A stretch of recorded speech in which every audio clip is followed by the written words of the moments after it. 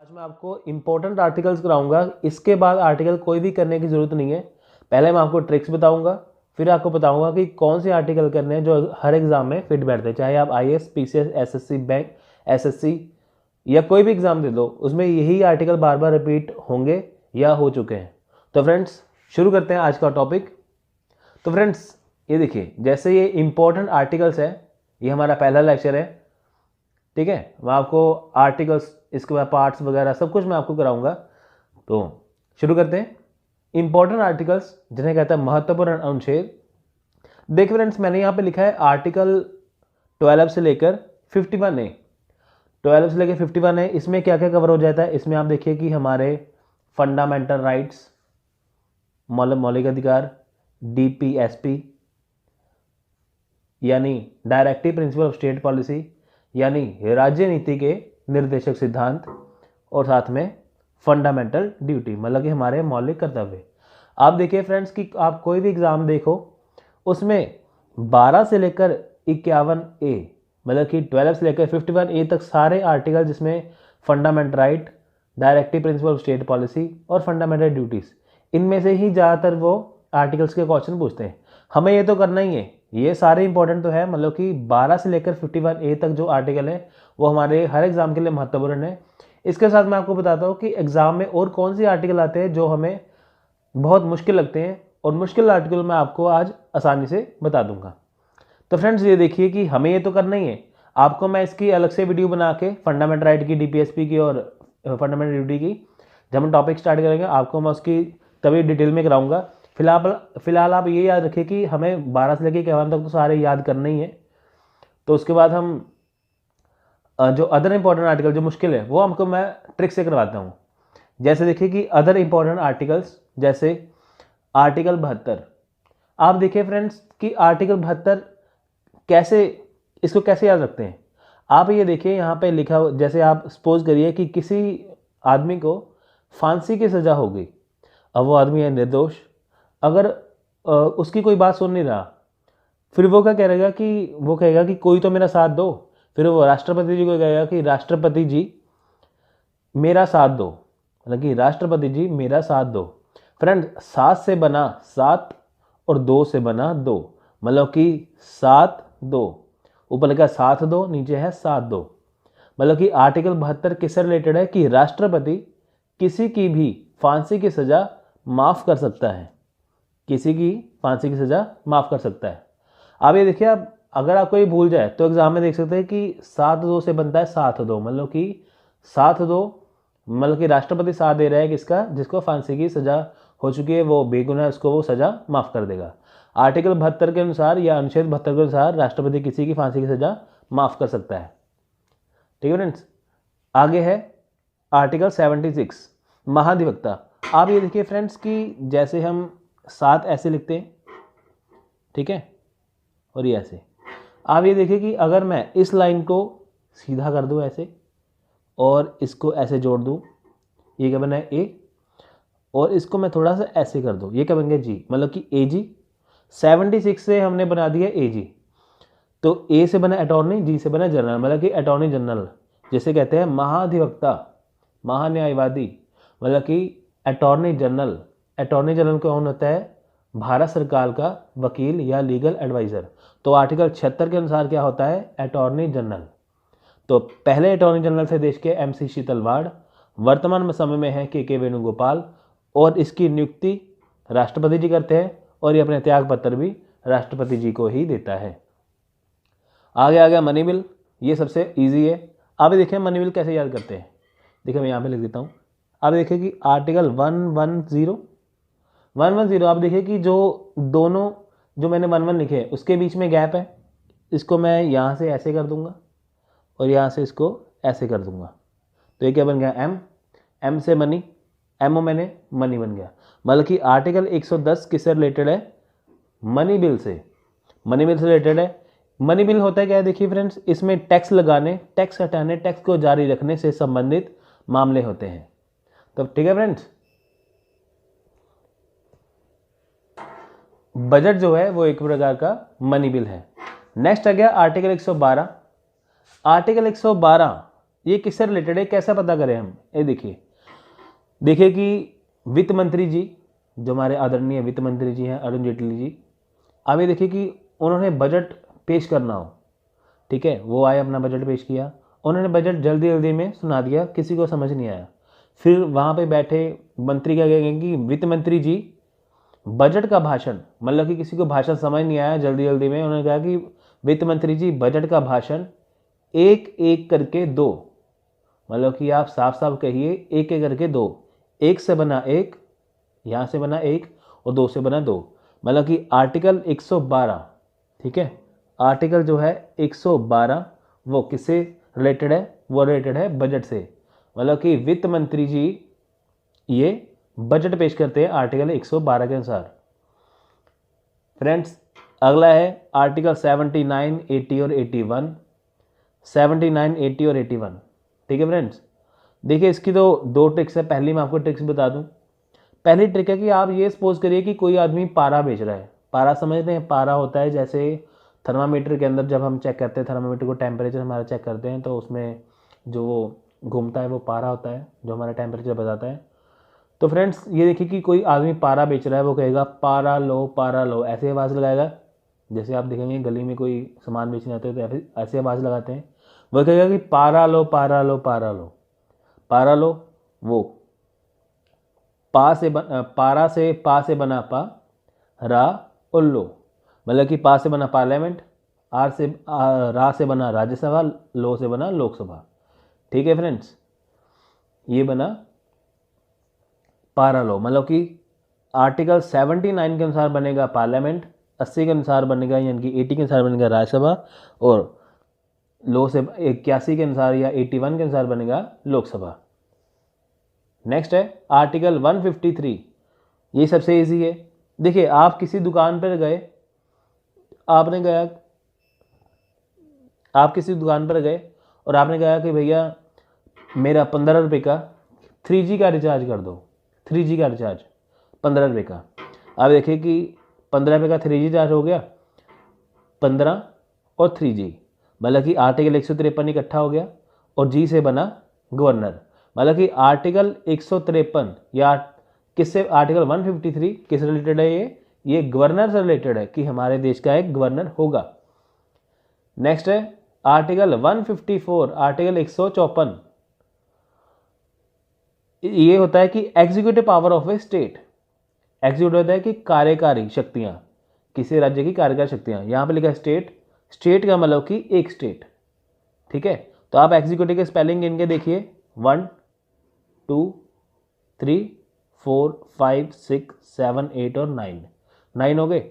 अब देखिए एक स्टेट यहाँ पे आ गया, बाकी बचे 9, और ये 5 और 4 बने 9, मतलब कि एग्जीक्यूटिव के शब्द जो है हम काउंटिंग करें तो बनते हैं 9, तो ये 5 और 4 का ऐड करें तो ये भी बनता है 9, मतलब कि आर्टिकल 154 किससे रिलेटेड है, ये एग्जीक्यूटिव पावर से। सिंपली आपको एग्जीक्यूटिव के वर्ड गिन लेने और साथ में देख लिए कि 9 जो वर्ड है वो किससे, जैसे सपोज करिए आपको वो आ जाए कि आर्टिकल जो है 153 155 आपको कन्फ्यूजन हो जाए, तो आप एक गिन के देखिए कि 9 जो वर्ड है को किन के जोड़ से होते हैं। 154 को आप जोड़ोगे, 54 को जोड़ोगे तो आपको बनेंगे 9, 53 को जोड़ोगे तो बनेंगे 8, मतलब कि वो गलत है, ये सही है, ठीक है फ्रेंड्स। नेक्स्ट है आर्टिकल 155, इसका होता है कि अपॉइंटमेंट, मतलब कि गवर्नर की या राज्यपाल की नियुक्ति। आप ये देखिए कि सिंपल सा है, इसका अपॉइंटमेंट को आप गिन लीजिए, 1 2 3 4 5 6 7 8 9 10 और 11, और आर्टिकल 155 को हम प्लस कर दे तो जैसे 1 और 5 6 और 5 11, मतलब कि अपॉइंटमेंट के जो वर्ड है वो भी 11 और इसको काउंटिंग करें जोड़े तो ये भी 11, मतलब कि गवर्नर की नियुक्ति या गवर्नर की अपॉइंटमेंट जो है वो आर्टिकल 155 से होती है। नेक्स्ट है आर्टिकल 352, ये होता है नेशनल इमरजेंसी। आप ये देखिए याद कैसे करें, आप ये देखिए कि हमारे देश में नेशनल इमरजेंसी कब लगती है, जब देश में कोई आतंकी हमला हो जाए या कुछ हो जाए। आप ये मान के चलिए कि देश में आतंकी हमला हो गया, प्रधानमंत्री जी को पता चला, उन्होंने मीटिंग की, वो चले गए राष्ट्रपति जी के पास, तो राष्ट्रपति जी ने उनको एक सुझाव दिया। वो क्या सुझाव था? उन्होंने कहा कि जो आतंकवादी घुसाए हैं आप उनके 3 पंच दो, मतलब कि आप उनके 3 मुक्के दीजिए, मुक्के मारिए, मतलब कि 3 पंच दीजिए। ठीक है, तो 3 पंच 2 से, 3 से बना 3, पंच से बना 5 और 2 से बना 2, मतलब कि आर्टिकल 352 किससे रिलेटेड हुआ? ये नेशनल इमरजेंसी से। ठीक है फ्रेंड्स, नेक्स्ट है आर्टिकल 356, मतलब कि किसी राज्य में राष्ट्रपति राज लागू करने से संबंधित है। यह तब होता है जब किसी राज्य का शासन फेल हो जाता है। आप ये देखिए, इसको याद करने का ट्रिक क्या है? आप ये मान के चलिए कि किसी राज्य में अब राष्ट्रपति राज लगा हुआ है, राष्ट्रपति जी ने कहीं पे अपना भाषण देने जाना है, तो वह क्या करेंगे? आप ये देखिए कि राष्ट्रपति जी के, राष्ट्रपति मतलब कि पी से प्रेसिडेंट और पी से 5, पी से प्रेसिडेंट पी से 5, मतलब कि जी हो गया राष्ट्रपति। इसके आगे की सिक्योरिटी, सपोज आगे 3 गाड़ियाँ हैं और जितनी आगे सिक्योरिटी है उतनी पीछे डबल होगी, मतलब कि 6, मतलब कि पी से बना प्रेसिडेंट, पी से बना 5, मतलब कि राष्ट्रपति, इसके आगे 3 गाड़ियाँ सिक्योरिटी की और पीछे डबल, मतलब कि आर्टिकल 356 किससे रिलेटेड हुआ? ये राष्ट्रपति राज्य से संबंधित हुआ। 360, ये देखो कि ये थी आपातकालीन शक्तियाँ, यहाँ में मैंने तीनों आपातकालीन शक्तियाँ जो है वो कवर कर दी। यह वित्तीय आपातकालीन से संबंधित है। आप ये देखिए कि कोई आदमी, वैसे गुण होते हैं 32 या 36, आप ये देखिए कि किसी के पास 36 गुण संपन्न था वो आदमी, अब वो 0 हो चुका है, मतलब कि वो कंगाल हो चुका है। तो ये तब हो, मतलब कि जो आर्टिकल 360 है वो वित्तीय आपातकालीन से संबंधित है। नेक्स्ट आ गया आर्टिकल 370। यह जम्मू कश्मीर को विशेष राज्य होने का दर्जा प्रदान करता है। अब ये याद कैसे रखें? क्योंकि हमारा इंसानी दिमाग में भूल तो आदमी जाता है कभी ना कोई, तो इसका भी ट्रिक है। वो क्या है वो देखिए। जैसे देखिए कि हमारी बॉडी का टेम्परेचर जो होता है वो होता है 37 डिग्री, 37 डिग्री। तो हमारी बॉडी का टेम्परेचर होगा 37 डिग्री हो गया। ठीक है, तो हमने सपोज उसको 0 डिग्री करना है, हम सोचते हैं इसकी कुल्फी जमा दें, बिल्कुल ही ख़त्म ही कर देगा हम। ठीक है, 0 डिग्री कर दिया। तो 0 डिग्री करने के लिए हमें क्या होगा? हमें ठंडे इलाके में जाना पड़ेगा, और हमारे देश में सबसे ठंडा इलाका कौन सा है? जम्मू एंड कश्मीर। तो मतलब कि 37 डिग्री को 0 करने के लिए हमें जाना पड़ेगा जम्मू कश्मीर। 37 डिग्री का 37 हुआ यहाँ, 0 डिग्री का ये 0 हुआ यहाँ, मतलब कि आर्टिकल 370 जो है वो जम्मू कश्मीर से को विशेष राज्य का दर्जा प्रदान करता है। आप ये देखिए फ्रेंड्स, जो आर्टिकल 35A है वो भी 370 से ही रिलेटेड है। आर्टिकल 370 और आर्टिकल 35A ये बहुत खतरनाक आर्टिकल हैं जम्मू कश्मीर के, जो विशेष दर्जा प्रदान करता है। एग्ज़ाम पॉइंट ऑफ व्यू से बहुत ज़्यादा इंपॉर्टेंट है, आप इसको एग्ज़ाम में ज़रूर करके जाइएगा। तो फ्रेंड्स, इसके साथ ही मैं आपको कुछ अन्य महत्वपूर्ण आर्टिकल भी बता देता हूँ जो एग्ज़ाम में बार बार पूछे जा चुके हैं, वो पूछे जाएंगे भी। तो फ्रेंड्स ठीक है, आपको ज़्यादा आर्टिकल करने की ज़रूरत नहीं है, आप बस मेरे आर्टिकल जो मैं आपको बता रहा हूँ वही कर लो। देखो, जो तो हमने 12 से लेकर 51 तक करने हैं वो तो करना ही है, और साथ में जो है आपको अभी ट्रिक बताई वो करने हैं, और ये वाले आर्टिकल करने हैं। आप ये कर लो, इसके आगे आपको कुछ भी और करने की ज़रूरत नहीं पड़ेगी। इसके बाद मैं आपको एक वीडियो दूंगा जिसमें अकेले ही आर्टिकल के ऊपर मैं वीडियो मांगा, उसके अंदर अंदर जो है वो MCQs बने होंगे। ठीक है, मतलब कि वो महत्वपूर्ण प्रश्न उत्तर बने होंगे। आप ये वीडियो कर लो, आपके साथ आपको एग्जाम पॉइंट ऑफ व्यू से जितने इंपॉर्टेंट आर्टिकल हैं वो आपको हो जाएंगे, आपको कहीं से और करने की ज़रूरत नहीं पड़ेगी कोई भी आर्टिकल। तो फ्रेंड्स शुरू करते हैं। देखिए कि कुछ अन्य महत्वपूर्ण बार बार पूछे जाने वाले अनुच्छेद। ठीक है, आर्टिकल 14 ये होता है कानून के सामने समानता। ठीक है, ये हमारा मौलिक अधिकार है, कानून के सामने समानता। आर्टिकल 17 जो है अस्पष्टता की समाप्ति। ठीक है, जिसे छुआछूत की समाप्ति भी कहते हैं। आर्टिकल 18 ये होती है उपाधियों की समाप्ति। ठीक है, मतलब कि कोई भी भारत देश का जो सर्विसमैन है वो बाहर देश जाके कोई भी उपाधि नहीं ले सकता। आर्टिकल 40 वो रिलेटेड है पंचायती राज से संबंधित है, ये हमारे directive principle of state policy के अंदर आ गया। आर्टिकल 51 ये रिलेटेड है अंतर्राष्ट्रीय शांति से संबंधित है, तो आर्टिकल 51A हो गया, यह है मौलिक कर्तव्य से संबंधित। कुल हमारे मौलिक कर्तव्य है 11। नेक्स्ट है आर्टिकल 54, यह है राष्ट्रपति चुनाव से संबंधित। नेक्स्ट है आर्टिकल 64, ये है राज्यसभा का पदेन सभापति। पदेन सभापति होता है एक्स ऑफिशियो, जिसको एक आदमी को 2 पोस्टें दी गई हो, मतलब कि राज्यसभा का सभापति कौन हुआ, उपराष्ट्रपति। तो नेक्स्ट है आर्टिकल 72, ये संबंधित है राष्ट्रपति किसी की फांसी की सजा माफ कर सकता है, जो हमने पीछे किया। आर्टिकल 75 75 प्रधानमंत्री और राष्ट्रपति की नियुक्ति से संबंधित है, ठीक है, इसको याद रखिएगा। आर्टिकल 76, ठीक है, एजी मतलब कि भारत का एक महान्यायवादी यानी कि अटॉर्नी जनरल होएगा। आर्टिकल 79 भारत की संसद से संबंधित। आर्टिकल 110 मनी बिल से संबंधित। अब ये देखिए फ्रेंड्स, हमने पीछे आर्टिकल करे हैं, ये कितने इंपॉर्टेंट है ना।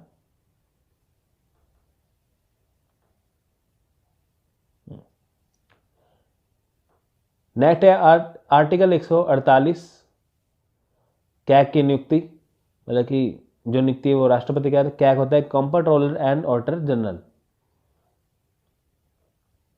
मैंने आपको ये आर्टिकल नहीं पढ़ाया अभी, आर्टिकल 124 भारत के में एक सुप्रीम कोर्ट होगा, क्योंकि मैंने इसलिए नहीं पढ़ाया आपको अभी क्योंकि मुझे इसमें डाउट लग रहा है थोड़ा सा, इसके लिए आपको मैंने करवाया नहीं अभी, इसको हम छोड़ देते हैं अभी।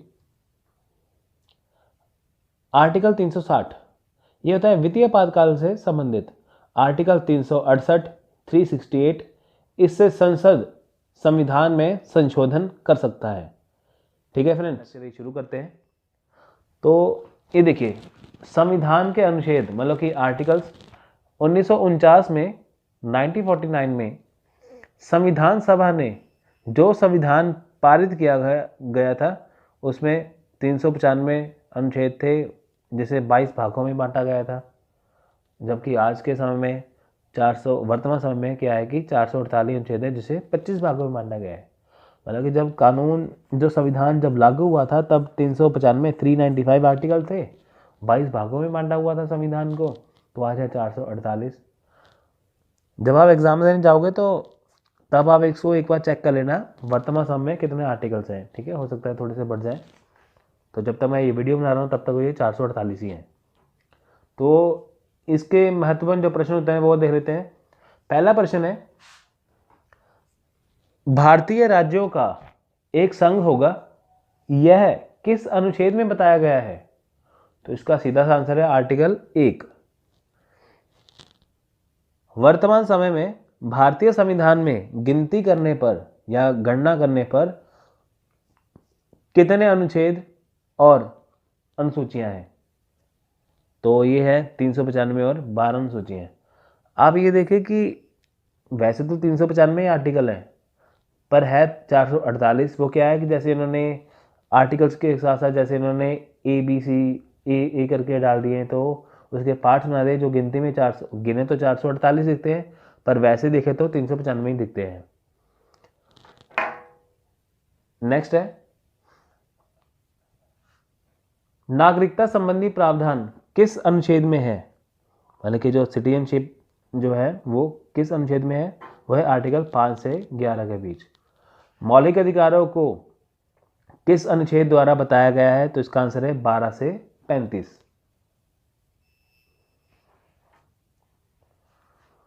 नेक्स्ट क्वेश्चन है, समाज के कमजोर वर्ग के लिए नौकरियों तथा शिक्षण संस्थाओं में आरक्षण उपलब्ध करवाने के लिए कौन सा अनुच्छेद है? ठीक है, मतलब कि जो कमजोर वर्ग हैं जिनको नौकरियां शिक्षण संस्थानों में आरक्षण उपलब्ध करवाना है, तो वो कौन सा अनुच्छेद करता है? वो आर्टिकल 16। किस अनुच्छेद के अंतर्गत भाषण तथा विचार व्यक्त करने की स्वतंत्रता है? आप ये देखिए कि ये आ गया स्वतंत्रता का अधिकार, तो वो होता है 19 से लेकर 22 तक, तो इसका सीधा आंसर है 19, आर्टिकल 19। नेक्स्ट क्वेश्चन है, प्रेस की स्वतंत्रता किस अनुच्छेद में दी गई है? तो इसका आंसर है आर्टिकल 19(1). नेक्स्ट क्वेश्चन, कौन सा अनुच्छेद बच्चों के शोषण को रोकने से संबंधित है? तो इसका आंसर है आर्टिकल 24। कौन सा अनुच्छेद नागरिकों के मौलिक अधिकारों की रक्षा करता है? तो इसका आंसर है आर्टिकल 31।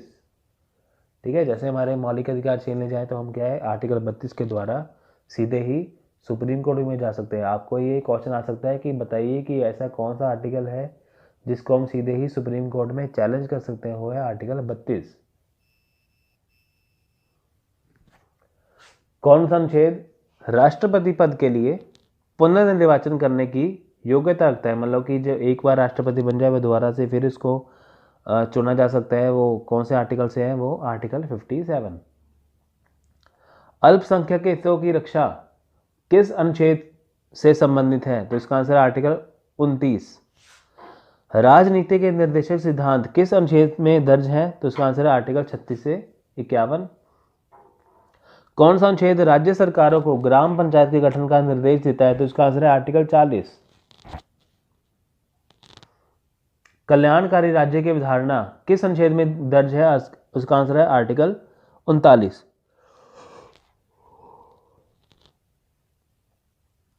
किस अनुच्छेद में मौलिक कर्तव्यों के बारे में बताया गया है, तो इसका आंसर है आर्टिकल 51A। देखिए फैक्ट क्या है कि आर्टिकल 51A जो है 42वां संशोधन हुआ था 1976 में। इसके द्वारा इसे संविधान में दर्ज किया गया था, ऐड किया गया था। ये स्वर्ण सिंह जो कमेटी है उसके द्वारा इसे ऐड किया गया था। फ्रेंड्स, मैं आपको एक और फैक्ट बताना चाहता हूँ कि जो 42वां संशोधन है, ठीक है, जो 42वीं हमारी अमेंडमेंट है, इसको मिनी कॉन्स्टिट्यूशन भी कहा जाता है। तो कई बार क्वेश्चन पूछ सकते हैं ये, आप ये ध्यान में रखिएगा। अगला प्रश्न, भारत के महान्यायवादी की नियुक्ति कौन से अनुच्छेद में दी गई है, आर्टिकल 76, जो मैंने आपको टेक्स्ट से बताया था, अटॉर्नी जनरल। नेक्स्ट है, कौन सा अनुच्छेद संसद के 2 अधिवेशन के बीच 6 महीने के अंतराल की अनिवार्यता को दर्शाता है। आप ये देखिए कि संसद के जो अधिवेशन होते हैं, जो सेशन होते हैं, उनके बीच में मतलब कि ज़्यादा से ज़्यादा 6 महीने का गैप हो, इससे ज़्यादा ना हो। तो ये कौन सा आर्टिकल कहता है, तो इसका आंसर है आर्टिकल 85। लोकसभा तथा राज्यसभा के संयुक्त अधिवेशन के बारे में किस अनुच्छेद में बताया गया है, मतलब कि लोकसभा राज्यसभा में अगर कोई मिसअंडरस्टैंडिंग हो जाए तो उसके लिए ज्वाइंट सेशन या संयुक्त अधिवेशन जो है वो बुलाते हैं आर्टिकल 108 से। आप ये भी याद रखिएगा कि आर्टिकल 108 तो हो गया कि संयुक्त अधिवेशन बुलाता कौन है, राष्ट्रपति। इसकी अध्यक्षता कौन करता है, वो करता है स्पीकर। तो कभी भी राष्ट्रपति के ऊपर टिक ना कीजिएगा कि वो उसकी अध्यक्षता करेंगे, वो करेंगे स्पीकर, बुलाएंगे माननीय राष्ट्रपति जी। तो अगला प्रश्न है, कौन सा अनुच्छेद भारत के राष्ट्रपति द्वारा अध्यादेश जारी करने की शक्ति प्रदान करता है, मतलब कि जो हमारे देश के राष्ट्रपति जी हैं वो अध्यादेश या ऑर्डिनेंस जारी कर सकते हैं। तो कौन सा आर्टिकल है, वो है आर्टिकल 123। 1 2 3 गिनती होती है ना, 1 2 3 1 2 3। तो आर्टिकल 1 2 3 किससे रिलेटेड है, वो भारत के राष्ट्रपति का अध्यादेश जारी करने की। अध्यादेश मैं आपको पिछले वीडियो में बता चुका हूँ, एक बार फिर बता देता हूँ। अध्यादेश क्या होता है, जैसे कि पार्लियामेंट की छुट्टियाँ चल रही हों, देश में कोई नया कानून बनाने की कुछ हो, तो राष्ट्रपति जी उस छुट्टियों में क्या करते हैं कि अपनी मर्जी से कोई ना कोई कानून बना देते हैं, ठीक है। तो जैसे जो लोकसभा राज्यसभा फिर से बैठेंगे तो उससे वो कानून की मंजूरी ले सकते हैं कि जो उन्होंने बनाया वो वाकई सही था, या उससे पहले भी वो उसको ख़त्म कर सकते हैं। मतलब कि अध्यादेश वो ऐसा जो है कानून जो अपनी मर्जी से थोड़ी देर के लिए कानून वो राष्ट्रपति बना सकते हैं। किसी राज्य में गवर्नर अध्यादेश जारी करेंगे, वो करेंगे 213 से। सिंपल है कि 1 2 3 याद हो गया, 2 को आगे ले जाओ, 1 को पीछे ले जाओ, 2 1 3। क्वेश्चन नंबर 20, राष्ट्रपति सर्वोच्च न्यायालय में संविधान के किस अनुच्छेद से परामर्श ले सकते हैं, मतलब कि राष्ट्रपति जी हैं वो सर्वोच्च न्यायालय जो है उसके जो न्यायाधीश है उससे वो परामर्श या उससे क्या है वो सलाह ले सकते हैं। वो कौन सा आर्टिकल, आर्टिकल 143। अगला प्रश्न, संविधान के किस अनुच्छेद द्वारा जिला न्यायालय का प्रावधान है, मतलब कि जो जिले में कोर्ट होती है वो, तो इसका आंसर है आर्टिकल 233। किस अनुच्छेद के तहत अवशिष्ट शक्तियां या बाकी शक्तियां केंद्र के पास होती हैं? तो इसका आंसर है 248 आर्टिकल। केंद्र तथा राज्य के प्रशासनिक संबंध भारतीय संविधान के किस अनुच्छेद में दर्ज हैं? इसका आंसर है आर्टिकल 256 से 263। संपत्ति का अधिकार संपत्ति का अधिकार संवैधानिक अधिकार है, यह किस अनुच्छेद में है? आर्टिकल 300A में।